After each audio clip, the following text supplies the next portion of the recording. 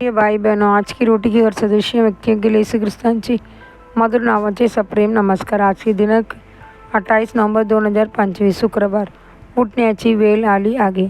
आता झोपेतून उठण्याची वेळ आली आहे, कारण आपण विश्वास ठेवला तेव्हापेक्षा आता आपले तारण जवळ आले आहे। रोमकार 13:11 जगाच्या दृष्टीने झोप आवश्यक आहे। देव आपल्या प्रियजनांना रात्री विश्रांती देतो ही एक आशीर्वादाची गोष्ट आहे, पण आत्मिक झोप धोकादायक असते।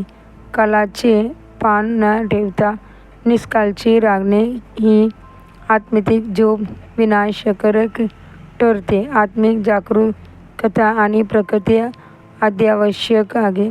आपल्याला अंतराच्या शक्तीविरुद्ध उभे राहून लढायचे आहे। रोमकार 13:12 नोगाची काळात लोक भ्रष्ट आणि दुष्ट झाले होते, म्हणून देवाने महापुराने जग नष्ट केले आणि नोगाला नव्या जगात नेले।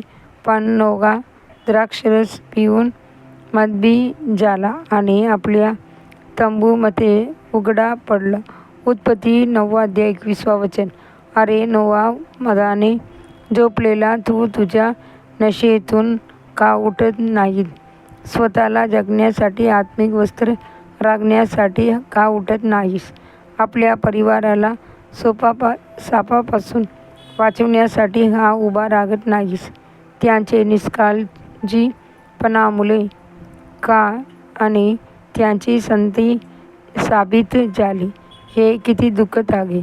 अरे शूर सामसन, तू आपल्या लोकांसाठी लढायला पाहिजे होतास, पण तू दलीलाची मांडीवर झोपलास। तुझ्या डोळ्यावर पापाची अंधार येण्याची आधी, तुझे हात बांधले जाण्याआधी तू का उठत नाहीस? तू प्रभूसाठी जितके उठायला हवे होते तितके उठलास नाहीस। अरे एलिया, जो कर्मेल पर्वतावर देवासाठी अग्निप्रभू झाला, तू रेटमाची झाडाखाली दखून का झोपलास?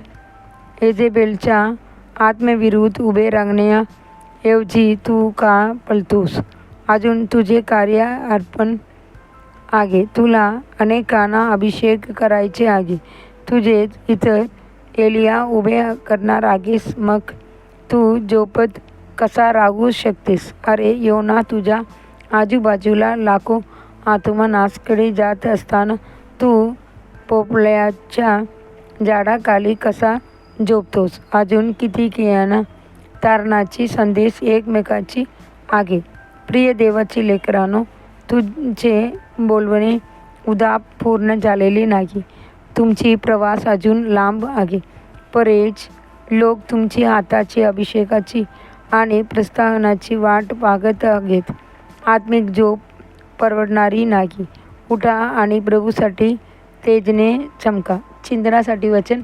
अंधार पृथ्वीला झाकेल आणि गडद अंधकार लोकांना व्यापले, पण परमेश्वर तुझ्यावर उदास येईल आणि त्यांचे तेज तुझ्यावर प्रकट होईल। येसाया 60:2 आजचे बायबल वाचन सकाळी एजेकिएल 33:34, संध्याकाळी पहिली पत्र अध्याय 5। धन्यवाद।